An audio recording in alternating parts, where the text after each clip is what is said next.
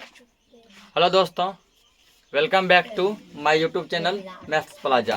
तो दोस्तों, आज मैं इस वीडियो में बिहार बोर्ड क्लास 6 विज्ञान चैप्टर 9 जिसका नाम है जंतुओं में गति। जंतुओं में गति, आज मैं इस चैप्टर का व्याख्या करने वाला हूँ। आइए देखते हैं। तो क्या आप प्रतिदिन घर से विद्यालय जाते हैं तथा विद्यालय से घर आते हैं? तो ये तो प्रत्येक स्टूडेंट का काम है ना, घर से स्कूल, स्कूल से घर, घर से स्कूल और स्कूल से घर। क्या आपने कभी सोचा है कि घर से विद्यालय आप किस सहारे जाते हैं? ठीक ना, किसके सहारे? मतलब घर से विद्यालय जाते हैं, ये बात सही है, लेकिन कभी हम लोग जो थिंकिंग नहीं करते, सोचते नहीं है किसके सहारे हम लोग घर से विद्यालय जाते हैं। इसमें आपके शरीर का कौन सा अंग सक्रिय होता है? सक्रिय मतलब एक्टिव, ठीक ना। कौन सा अंग जो है घर से विद्यालय जाने में या विद्यालय से घर जाने में एक्टिव होता है? जब आप कुछ लिखते हैं तब शरीर का कौन सा भाग गति करता है? कुछ लिखते समय हमारे शरीर का कौन सा भाग जो है गति करता है? कौन सा भाग जो है पूरा जो है ना, ये क्या करता, वर्क करता है? जब आप किसी को मुड़ कर देखते हैं तो कौन सा भाग मुड़ने में सक्रिय होता है? मान लो किसी को ऐसे मुड़ के देखे, ठीक ना, तो कौन सा भाग हमारा एक्टिव हुआ, सक्रिय हुआ? आप कभी धीरे धीरे चलकर, दौड़कर या कूदकर एक स्थान से दूसरे स्थान पर जाते हैं? कभी मान लो धीरे धीरे चलते हैं, कभी दौड़ते हैं, तो कभी कूदते हैं। इस तरह से हम लोग एक जगह से दूसरा जगह पहुंचते हैं। आपने बाग बगीचे, खेत खलिहान में दौड़ते हुए जंतुओं को भी देखे होंगे। तुम बाग बगीचा में देखो, ठीक ना, या खेत सब में देखो, बहुत सारे ना जानवर सब जो है, चाहे कुत्ता, बिल्ली, चूहा सब देखो दौड़ता है ना। आप यह अवलोकन करें कि ये सभी जंतु में शरीर के किस भाग का उपयोग गति करने में करते हैं, तो गति किस प्रकार करते हैं। देखो, कुछ जानवर क्या होता है, जैसे उछलता है, जैसे खरगोश, ठीक ना। कुछ जानवर क्या होता है, दौड़ता है, जैसे शेर, बाघ, चीता, कुत्ता। कोई कहता है कि देखो कि कौन सा जानवर जो कैसे गति करता है, किस चीज से गति करता है, मतलब किस चीज से चलता है, कैसे चलता है। जब आप एक स्थान से दूसरे स्थान पर जाते हैं तो इस प्रकार की गति को गमन कहते हैं। पूछा गमन किसे कहते हैं? क्वेश्चन क्या पूछ सकता है, गमन किसे कहते हैं, ठीक ना। एक टॉपिक यहाँ बन गया, गमन किसे कहते हैं। मतलब पहला टॉपिक लिखते हैं गमन। क्या जब हम एक स्थान से दूसरे स्थान पर जाते हैं तो इस प्रकार का गति जो है ये गमन कहलाता है। जब हम एक स्थान से दूसरे स्थान पर जाते हैं तो इस प्रकार का गति क्या कहलाता है? गमन कहलाता है।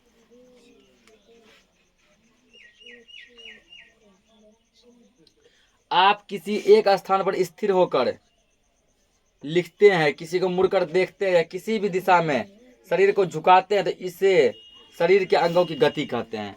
अब अगला आया, मान लो पाठ की गति किसे कहते हैं, ठीक ना। मान लो खड़ा है एक ही स्थान पर, एक ही स्थान पर क्या है, खड़ा। जैसे मान लो कि चलो कोचिंग में तुम लोग बैठा है, सब एक ही जगह बैठा है, लेकिन देखो ऐसे लिख रहे हैं, काम हो रहा है लेकिन है एक ही जगह पे। यहाँ मान लो खड़े हैं, ठीक ना, किसी मान लो यहाँ से कुछ फेंक के मार दिए, ठीक। यहाँ मान लो खड़े हैं, किसी से मुड़ के देख लिए, ठीक ना। किसी यहाँ मान लो खड़े हैं, किसी इशारा कर दिया, ठीक ना। तो ये इस टाइप का जो क्रियाकलाप है ये कहलाता है गति। क्या कहलाता है? गति। मतलब हम एक ही जगह पे स्थिर हैं, ठीक ना, हम क्या एक ही जगह पे स्थिर है, लेकिन हमारा बॉडी जो है ना वो गति कर रहा है। कभी आंख मान लो गति किया, इशारा मारने में, मुड़ने में, मुंह गति किया, सर गति किया, ठीक ना। उसके बाद जो है मान लो किसी जगह से कुछ फेंक के मार, हाथ गति किया, लिखने में हाथ गति किया। हम कहाँ पे? एक ही जगह पे है, इसको कहते हैं गति। क्या बोलते हैं? और जब हम चल के एक जगह दूसरी जगह जाएंगे, जैसे मान लो यहाँ है, चल के मान लो यहाँ आ गए ना, ये कहलाया गमन। क्या कहलाया? गमन। क्या आपने कभी बैल, गाय तथा भैंस को एक जगह स्थिर रहते उसे पूछ हिलाते या जुगाली करते देखा है? तो बहुत बात देखी होगी, ठीक ना, कि गाय भैंस ये सब रहता है एक ही जगह, लेकिन अपना पूछ हिला रहा है, मुंह को चबा रहा है। मुंह चबाना मतलब जुगाली करता है, ठीक। मुंह को चबा रहे से इसे गमन कहेंगे या गति? तो गति कहेंगे, कि वो एक ही जगह पे ना है, एक जगह पे उसका काम हो रहा है, ये कहेंगे गति। आप शरीर में होने वाले गतियों का अनुभव कीजिए, ठीक ना। अब आगे देखो,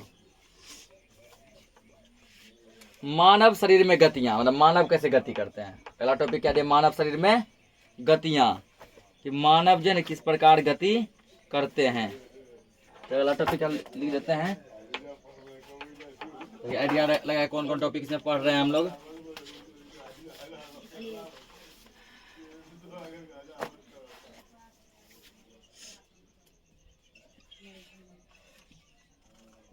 मानव शरीर में गति, तो इंसान कैसे गति करता है, ठीक ना। देखो यहाँ पे जंतुओं की विविध गतियों पर ध्यान देने से पहले अपने शरीर की गतियों पर ध्यान दीजिए। हेडिंग तो है जंतुओं में गति, है ना।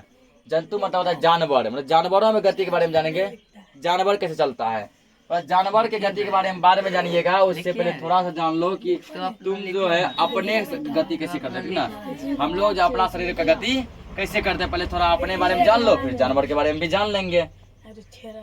विद्यालय में शारीरिक व्यायाम करते समय अपने शरीर की गति पर गौर कीजिए। तो जब स्कूल में देखो जब पीटी कराया जाता है, कसरत कराया जाता है, उस टाइम जो है अपने क्या करो, बॉडी पे थोड़ा गौर करो, उसको थिंकिंग करो। देखो अपने हाथ की उंगलियां कलाई को मोड़ने, बाहां एवं हाथ की गति पर ध्यान दीजिए, ठीक ना। देखो बहुत ऐसा कसरत करते हैं, कभी उंगली मोड़ते हैं, ठीक ना, कभी हाथ मुड़ाता है ना, कभी अब वहां से ऐसे उठता है, ठीक। तो इन सब पे ध्यान दो। अपने शरीर के विभिन्न हिस्सों से गति करने का प्रयास कीजिए। बॉडी के एक एक पार्ट से क्या करो, गति करने का प्रयास करो। अपने शरीर की विभिन्न प्रकार की गतियों का अवलोकन करते समय आपने यह जानने का प्रयास किया कि कुछ अंग किसी भी दिशा में आसानी से घूम सकते हैं। कुछ ऐसा पार्ट है जो कहीं भी आसानी से घूमता है, जैसे हाथ को देखो तुम ऐसे गोल गोल घुमा सकते हैं, ठीक ना, ऐसे घुमा सकता है, ठीक। और कुछ अंग ऐसा है जो कि केवल एक ही दिशा में घूमता है। कुछ अंग एक ही दिशा में घूमते हैं, जैसे मुंह देखो इधर जाएगा, इधर जाएगा, क्या पीछे जाएगा नहीं, लेकिन हाथ जब भी देखो चारों बल जा रहा है, ऐसे जा रहा है ना। तो ये सब हमको लोग कसरत करते समय देखते हैं कि कुछ अंग है कि जो एक ही दिशा में घूमता है, और कुछ अंग है जो कि चारों बगल घूमता है। शरीर के कुछ अंग को हम नहीं घुमा सकते, कुछ ऐसा है जिसको घुमा ही नहीं सकते हैं, जो फिक्स है। शरीर के अंग में इस तरह की गतियों के क्या कारण हैं, उसके लिए समझते हैं हम लोग क्रियाकलाप 1। क्रियाकलाप 1 समझेंगे। अब देखो क्रियाकलाप 1 क्या है।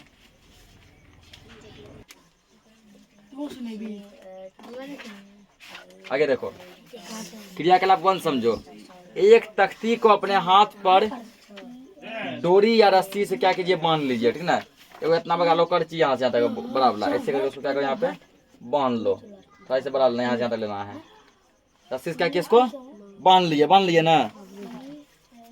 हाथ को मोड़ने का प्रयास कीजिए। अब इसको बांधने का ऐसे मोड़ो, ऐसे मोड़ा कैसे, जोर जोर से, ये क्या जोड़ है, ये है ना, यहाँ ज्वाइंट है, ज्वाइंट पर क्या किया, बांध लिए ऐसे। अब जिसको मोड़ेंगे ऐसे देखो कैसे मोड़ेगा, ये नहीं मोड़ेगा, ठीक ना। अब ये क्या होगा, नहीं मोड़ेगा। इसे इस प्रकार आप शरीर का ऐसा अंग जहां से वह मुड़ जाता है, वहां पर इसे किसी छड़ या तख्ती को रख कर बनवा कर देख लीजिए। और जहाँ जहाँ मुड़ता है, ठीक ना, वहाँ पे कोनो जैसे इतना बड़ा करची, इतना बड़ा बनवा लो, तख्ता बनवा लो, तब मोड़ो, तो नहीं मुड़ेगा। क्या यहाँ पे कुछ इस प्रकार से देख लो, यहाँ पे इस तरह से, तब मोड़ने का प्रयास करना है, तो नहीं होगा। अब देखो अगला दिया संधि अथवा जोड़। ये जोड़ के बारे में कुछ जानकारी दिया है, ठीक ना। अगला टॉपिक क्या पढ़ेंगे,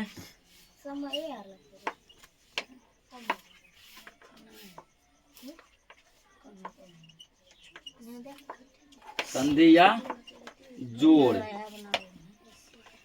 ये जोड़ जो है 4 3 7 ये वाला जोड़ना है, ठीक ना, ध्यान रहे। ये मतलब यहाँ ज्वाइंट वाला है, यहाँ पे जोड़ है, यहाँ है, ठीक ना, यहाँ है, जहाँ जहाँ मतलब घूमता है। शरीर के अंग जहाँ पर मुड़ते हैं उस हिस्से को संधि या जोड़ कहते हैं। जहाँ पर भी शरीर का अंग मुड़ता है वही हिस्सा जोड़ कहलाता है। यहाँ मुड़ा ना, ये जोड़ हो गया, यहाँ मुड़ा ना, जोड़ हो गया, यहाँ मुड़ा ना, जोड़ हो गया, यहाँ मुड़ा ना, इससे ये क्या हो गया, जोड़ हो गया। यदि शरीर में ये संधियां ना हो तो हमारे शरीर में गति संभव नहीं होगी। यदि ये संधि नहीं हो, जोड़ नहीं हो, तो हमारे बॉडी में कोई भी गति संभव नहीं होगा, ठीक ना। उसी कारण जो है क्या होता है, गति होता है। हमारे शरीर की विभिन्न संधियां कैसे बनी है, आप अपनी उंगली द्वारा शरीर के विभिन्न हिस्से जैसे हाथ पैर उंगली को दबाइए, ठीक ना। उंगली से क्या करो जो ना, अपने हाथ को दबा के देखो, पैर को दबा के देखो, उंगली को दबा के देखो, और भी अलग अलग पार्ट्स को क्या करो, दबा कर देखो। इन हिस्सों को दबाने पर आप अनुभव करेंगे कि आपकी उंगली किसी कठोर चीज को दबा रही है, ठीक ना। लगेगा ये बहुत हार्ड है, सॉफ्ट है, लगता है ना, ऐसे लगेगा मुलायम, ऐसे दबाने पर लगेगा क्या है, कठोर है, हार्ड है। ये कठोर संरचना अस्थियां हैं। जो कठोर जो हार्ड लगता है उसको क्या बोलते हैं, अस्थि बोलते हैं, अस्थियां ना, अस्थि। शरीर के अंग जहाँ से मुड़ते हैं वास्तव में वे अस्थियां का संधि है। जहाँ मुड़ते हैं ना, यहाँ बहुत सा अस्थि आपस में जुड़े हुए हैं। जहाँ से ये मुड़ते हैं वहाँ बहुत सा अस्थि आपस में जुड़े रहते हैं। अनेक अस्थियां एक दूसरे से जुड़ी रहती है। शरीर को मोड़ना, घुमाना, झुकाना इस बात पर निर्भर करता है कि संधि स्थल पर अस्थियां एक दूसरे से किस प्रकार जुड़ी हुई है, ठीक ना। तो यदि कोई शरीर जो आपस में मुड़ता है, ये मान के चलो कहीं से यदि मुड़ता है या मान के चलो ऐसे झुकता है, ठीक ना, या फिर क्या होता है तो घूमता है, तो वो निर्भर करता है किसी पे, तो इसी अस्थि पर ही उसका बनावट किस प्रकार है। विभिन्न गतिविधियों एवं विभिन्न प्रकार की गतियों के लिए हमारे शरीर की बनावट के अनुसार विभिन्न प्रकार की संधियां होती है। अलग अलग, ठीक ना, गति के लिए जो है अलग अलग चीजों के लिए क्या होता है, संधि का बनावट भी अलग अलग होता है। हमारे शरीर के विभिन्न हिस्सों की संधि की बनावट अस्थियों के संधि स्थल पर अस्थि की बनावट पर निर्भर करती है। शरीर को मुड़ने की प्रकृति इसी संधि पर निर्भर करती है, ठीक ना। शरीर कैसे मुड़ेगा, कैसे झुकेगा, कैसे घूमेगा, वो इसी संधि पर जो है मतलब अस्थि पर निर्भर करती है। इसकी उसका बनावट कैसा है, स्ट्रक्चर कैसा है, वो जो किस प्रकार से अरेंज है। इस प्रकार हमारे शरीर में अस्थियों का बना ढांचा पाया जाता है, इसे कंकाल कहते हैं, ठीक ना। हमारे बॉडी में जो पूरा अस्थियों का जो एक ढांचा पाया जाता है उसको क्या कहते हैं, कंकाल या कंकाल तंत्र। अगला हेडिंग क्या दिया है, पूछा कंकाल या कंकाल तंत्र किसे कहते हैं, ठीक ना। पांचवा टॉपिक क्या, कंकाल या कंकाल तंत्र किसे कहते हैं। कंकाल या कंकाल तंत्र,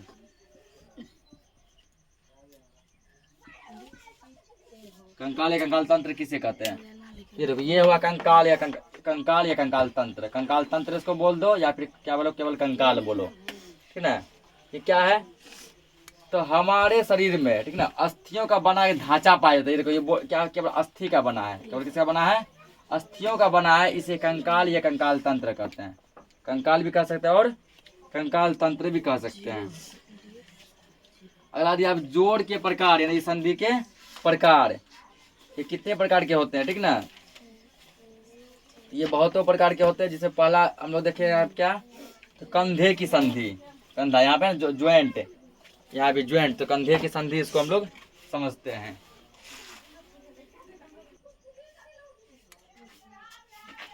अगला लोग क्या बताएं, संधि या जोड़ के प्रकार। पहला क्या समझेंगे, कंधे की संधि। तो देखो तो संधि का देखो जोड़ कहाँ का होता है, पैर में होता है, हाथ में होता है, गर्दन में, कोहनी, घुटना, ठीक ना। ये सब क्या है, घुटना। विभिन्न अंगों की संधियों के विभिन्न प्रकार के बारे में जानेंगे। पहला दिया कंधे की संधि, यानी कि यहाँ ज्वाइंट जो है, यहाँ जो ज्वाइंट है ना, इसके बारे में जानेंगे। इसको कहते हैं हम लोग कंदुक खलिका संधि। कंदुक खलिका संधि यानी बॉल एवं सॉकेट ज्वाइंट, इंग्लिश में बोलते हैं इसको बॉल एवं सॉकेट ज्वाइंट। तो क्रियाकलाप 1 समझे थे, अब समझो इसके लिए क्रियाकलाप 2। कंधे की हड्डी और हाथ की हड्डी के जोड़ को समझने के लिए एक छोटे फ्यूज बल्ब को एक नारियल के खोल में रखकर चारों दिशाओं में घुमाने का प्रयास कीजिए, अथवा एक कागज का बेलन बनाकर किसी पुराने छोटे रबड़ के गेंद के छेद में डालकर किसी कटोरे में घुमाने का प्रयास कीजिए। यहाँ के बारे में तुमको समझना है, ठीक ना। क्या करो, एक फ्यूज बल्ब लो, ये फ्यूज बल्ब, उसको क्या करो, एक नारियल के खोखला में से घुसा दो, घुसाए। अब इसको चारों ओर घुमाने का प्रयास करो, ऊपर नीचे बाएं दाएं घुमाने का प्रयास करो। क्या करो, एक कागज का कटोरा बना लो, बना लिए ना। एक बॉल लो, बॉल को पूरा घुमाने का प्रयास करो कटोरा में डाल के, ऊपर नीचे बाएं दाएं आगे पीछे पूरा, ठीक, कुछ इस प्रकार से। तब इसके बारे में हम लोग समझ पाएंगे प्रैक्टिकल। क्या बल्ब नारियल के खोल में या रबर का गेंद कटोरे में आसानी से सभी दिशा में घूम जाते हैं। जब ये माना नारियल का खोला, ये बल्ब क्या देखिए आसानी से इधर इधर, ठीक ना, ऐसे भी आगे पीछे ऊपर नीचे पूरा आसानी से क्या होता है, घूम जाता है। वही ये है, देखो ऊपर भी घुमा, नीचे, ठीक हुआ ना, बाएं दाएं ऐसे गोल पूरा घूमता है। क्या कागज का बेलन भी कटोरों के चारों ओर घूमता है। तो कागज के बेलन की तुलना हाथ तथा गेंद को हाथ के एक सिरे से कर सकते हैं। तो ये तो कुछ बॉडी का पार्ट है, इसको घर पे तुम लोग देख लेना किसको क्या कहते हैं, ठीक ना, किसका क्या नाम है। जैसे एक हो गया कपाल यानी फोरहेड, आँख का गड्ढा, ठीक है ना, ये सब बात देख लेना इसको। ये जब समझा दिए फ्यूज बल्ब और नारियल खोल से कद्दू खल्ले का संधि का प्रदर्शन। ये क्या रबर की गेंद है, कागज का बेलन ये वाला है, उसको क्या कटोरा में घुमा रहा है। अब ये वाला ज्वाइंट देखो, हाथ की हड्डी एवं कंधे की हड्डी के बीच कंदुक खल्लिका संधि होती है। पूछेगा तुमको कि हाथ की हड्डी, ठीक, ये कंधे की हड्डी, ये दोनों के बीच जो संधि पाया जाता है, जो जोड़ पाया जाता है, इस जोड़ का क्या नाम है? इस जोड़ का नाम है, ठीक ना, कंदुक खल्लिका संधि। यानी इस यह नहीं हड्डी, हड्डी ये है, दोनों के बीच ये जो जोड़ जो है ये वाला, ठीक ना, इस जोड़ का क्या नाम है? इस जोड़ का नाम है कंदुक खल्लिका संधि। कंदुक खल्लिका संधि।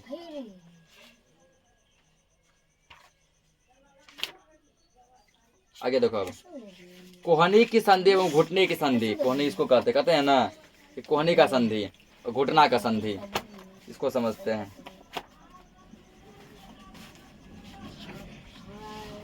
इसको कहते हैं हम लोग कब्जा संधि। कोहनी के संधि को और घुटना के संधि को, दोनों संधि क्या नाम है? कब्जा संधि। क्या नाम है? हिंदी कब्जा संधि, इंग्लिश में बोलेंगे हिंज ज्वाइंट। Hinge joint. कोहनी की संधि पर से बाह के अगले हिस्से को चारों ओर घुमाने की कोशिश कीजिए। ये कोहनी का संधि है ना, यहाँ से क्या करो, बाह के हिस्से को चारों ओर घुमाने का प्रयास करो। उसी प्रकार घुमा पाते हैं जैसे पूरी बाह को कंधे के साथ घुमा पाते हैं, ठीक ना। हम सोचते हैं कि ये यहाँ से चारों बगल घुमा, इससे, ठीक ना, यहाँ से घुमाने का प्रयास करते हैं, यहाँ से घूम जाता है, यहीं से चारों बगल घूम जाता है, चारों बगल यहीं से। कंधे और कोहनी के संधि में अंतर है, तो यहाँ और यहाँ के ज्वाइंट बहुत डिफरेंट है। कोहनी के आगे बाह को आप सिर्फ ऊपर की ओर मोड़ सकते हैं, ठीक ना। तो क्या केवल ऊपर की ओर से, ऊपर जैसे केवल ऊपर मुड़ाता है, मुड़ाया ना, तो ये नीचे नहीं जा रहा है, नहीं जा रहा है, केवल कहाँ जा रहा है? ऊपर।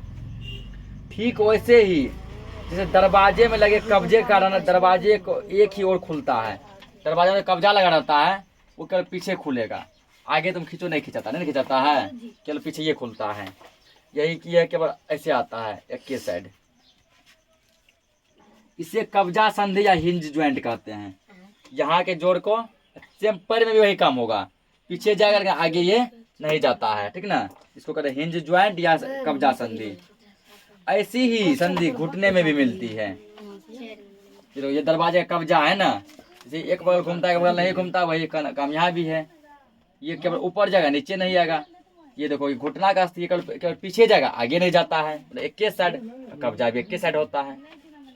अगला समझो अब, घुराग्रह संधि। घुराग्रह संधि, घुराग्रह संधि जिसका इंग्लिश में कहते हैं पाइवोटल ज्वाइंट। Pivotal joint.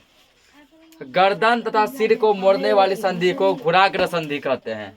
ये हो गया गर्दन, ठीक ना, ये गर्दन, ये सिर, इसको तो मोड़ने वाला यहाँ जो ज्वाइंट जो है, इसको कहते हैं घुराग्रह संधि। कौन संधि बोलते हैं? घुराग्रह संधि। इसके द्वारा शरीर को किसी भी झुकाव पर घुमा सकते हैं।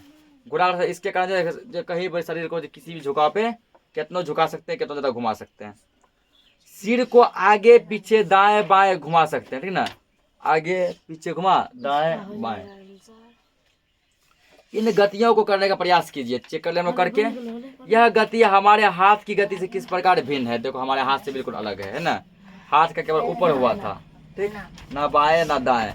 ये देखो, ऊपर भी हो रहा है, नीचे भी, बाएं भी, दाएं भी। अब देखो, अचल संधि। अगला क्या दिया है? अचल संधि, इमूवेबल ज्वाइंट, इंग्लिश में बोलते हैं इसको इमूवेबल ज्वाइंट। हमारी खोपड़ी कई अस्थियों के जुड़ने से बनी है। कि खोपड़ी जो कई प्रकार के अस्थियों से जुड़ने से बना है। खोपड़ी के अंदर मस्तिष्क सुरक्षित रहता है। मस्तिष्क यानी कि माइंड, दिमाग, ठीक ना, वो क्या रहता है? सुरक्षित रहता है। खोपड़ी अंदर से खोखला होता है। ये खोपड़ी जो बिल्कुल अंदर से क्या होता है? खोखला, मतलब पूरा खाली रहता है। ये अस्थियां इन संधियों पर हिल नहीं सकती है। ऐसी संधि को अचल संधि कहते हैं। इतना टाइट, इतना हार्ड है, हिलता डोलता नहीं है, ठीक है, आपस में पूरा अटके चक्कर से पकड़ा हुआ है। इसको कहते हैं अचल संधि। क्या बोलते हैं? अचल संधि। आप मुंह खोलिए एवं बंद कीजिए तथा निचले जबड़े को हाथ से नीचे बल पर स्थिर कीजिए। ऊपरी जबड़े को हिलाने का प्रयास कीजिए। क्या आप ऊपरी जबड़े को गति दे पाते हैं? ठीक ना, मुंह खोलो, बंद करो, निचला कैसे पकड़ लो, ठीक ना, तब ऊपर का तो गति करता है। ऊपरी जबड़े एवं खोपड़ी अर्थात कपाल के मध्य अचल संधि होता है। ऊपरी जबड़ा खोखला के यानी इसके और इसके बीच जबड़ा के बीच ना अचल संधि पाया जाता है। अगला हेडिंग हम लोग पढ़ेंगे कंकाल तंत्र एवं शरीर का ढांचा। कंकाल तंत्र और शरीर का ढांचा, और इसको समझते हैं ये क्या है।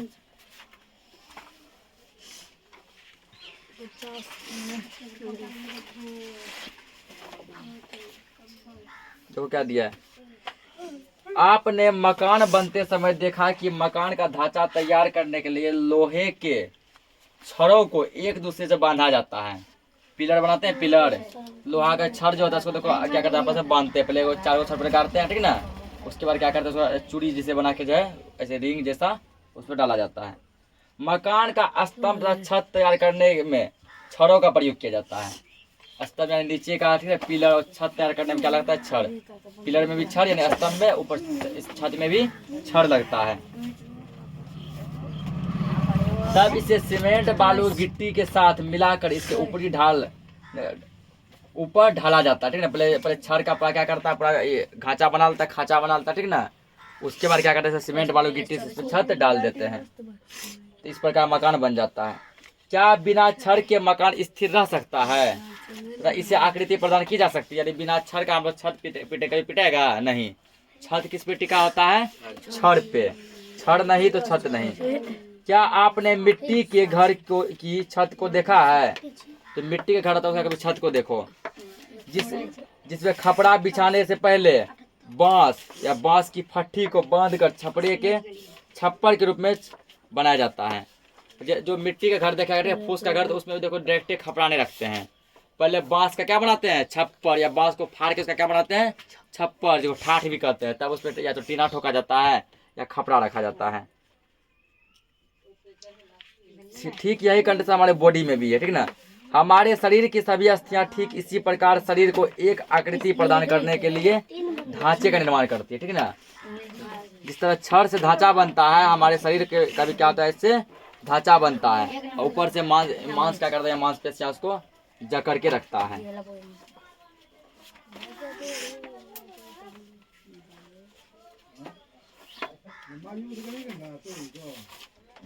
और देखो इसमें आ गया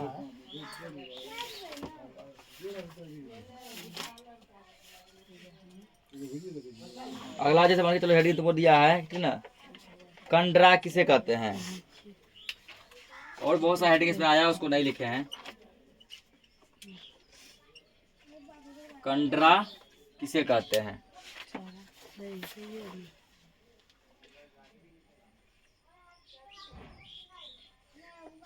तो क्या दिया, अस्थियों को हिलाने डुलाने के लिए उसके साथ पेशियां जुड़ी होती है, ठीक ना, मांसपेशियां।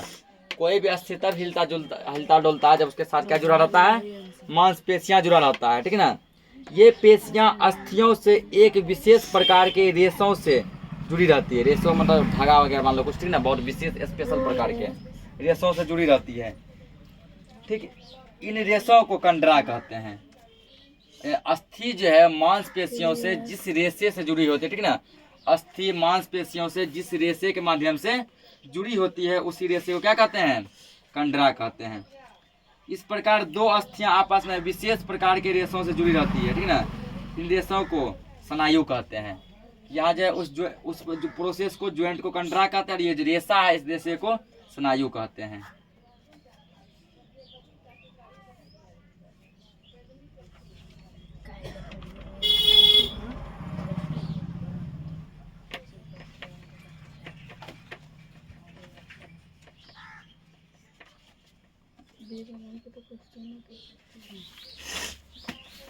चैप्टर तो काफी बड़ा है, ठीक है ना। अब देखो मेन टॉपिक इसमें समझते हैं। अब यार देखो एक दिया जैसे मेरुदंड, ठीक, मेरुदंड कौन सा हड्डी का नाम है। तो आप उसके पीठ के बीच, ठीक है ना, ऊपर से नीचे थोड़ा दबा कर स्पर्श कीजिए, क्या आपको एक लंबी एवं कठोर रचना प्राप्त होती है। पीठ को जब देखेगा, ठीक है ना, तो ऊपर से नीचे पीठ में सीधा जो है कोई हड्डी जैसा प्राप्त होगा, लंबा कठोर मतलब हार्ड। तो पीठ को दबाएगा, ठीक है ना। ऊपर से नीचे तक क्या लंबा और हार्ड कोई चीज से छूने पे महसूस होगा, ठीक। आपके द्वारा अनुभव की गई संरचना उसका मेरुदंड है। वही क्या होता है, मेरुदंड। यही देखो पीठ का मेरुदंड जो ऊपर से नीचे तक ऐसे रहता है, ठीक है ना। हमारे पीठ का जो होता है मेरुदंड, पीठ में यहाँ जो हड्डी है ना पीछे, यहाँ ऊपर से नीचे तक, इसका क्या नाम है, मेरुदंड। क्या नाम है, मेरुदंड, जो कि ये है, ये मेरुदंड। यह अनेक छोटी छोटी अस्थियों से बनी होती है। छोटे छोटे अस्थियों को जोड़ के ये लंबा मेरुदंड बना हुआ है, ठीक है ना। इस छोटी छोटी अस्थियों को कशेरुक कहते हैं। इसमें जो छोटा छोटा जो अस्थि जुटा उसको क्या कहते हैं, कशेरुक कहते हैं। यदि यह मेरुदंड एक ही अस्थि का बना होता तो क्या, ठीक है ना, तो हम लोग अलग अलग प्रकार ऐसे झुक नहीं पाते, आगे, ठीक है ना, पीछे, ऐसे बाएं दाएं हर जगह झुक पाते हैं ना, क्या हर जगह छोटा छोटा जो ना क्या है, वही जो छोटा छोटा अलग अलग भाग जो जुड़ा हुआ है, अस्थि जुड़ा हुआ है, जो कि हर जगह हिलता डुलता रहता है।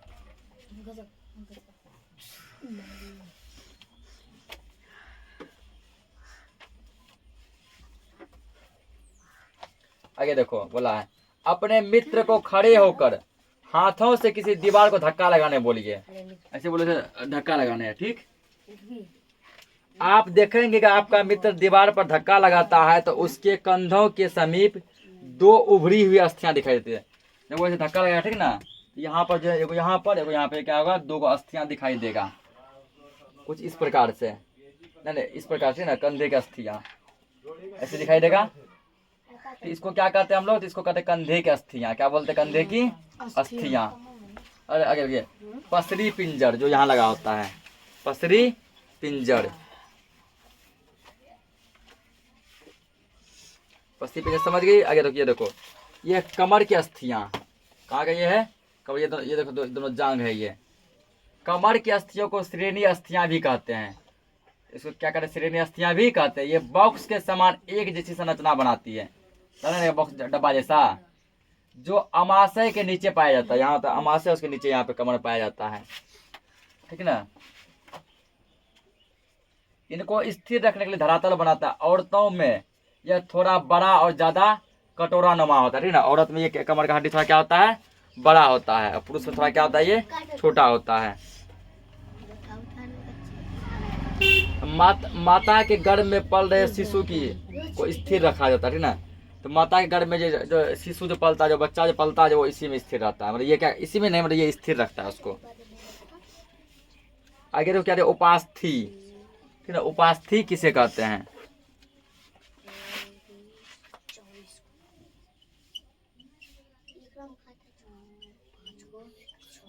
उपास्थि। तो आप अपने कान को छूकर तथा नाक को हिलाकर देखिए। कान को छुओ, नाक को हिलाकर देखो, ठीक ना। क्या आप अनुभव करते हैं कान का निचले ऊपरी तथा निचला हिस्सा आसानी से मुड़ जाता है। देखो आसानी से मुड़ता है, ऐसे आसानी से मुड़ जाता है। ये अस्थि की तरह कठोर नहीं होते हैं, है ये भी अस्थि, लेकिन ये उतना कठोर नहीं है, ठीक ना, जितना और सब। जैसे ये हड्डी यहाँ से मुड़ेगा, ऐसे प्रयास करिए, मुड़ेगा यहाँ से नहीं, लेकिन ये देखो आसानी से मुड़ रहा है, ठीक ना, कठोर नहीं होते हैं। कान का ऊपरी तथा निचला हिस्सा आसानी से मोड़ा जा सकता है। ये अस्थि तरह कठोर नहीं होते हैं, बल्कि लचीला होता है। देखो लचता है पूरे, टूटता भी नहीं, ठीक ना, ना टूटता है ना ही कठोर है, पर लचता लचीला है। इसे उपास्थि कहते हैं। इसको क्या बोलते हैं, उपास्थि बोलते हैं।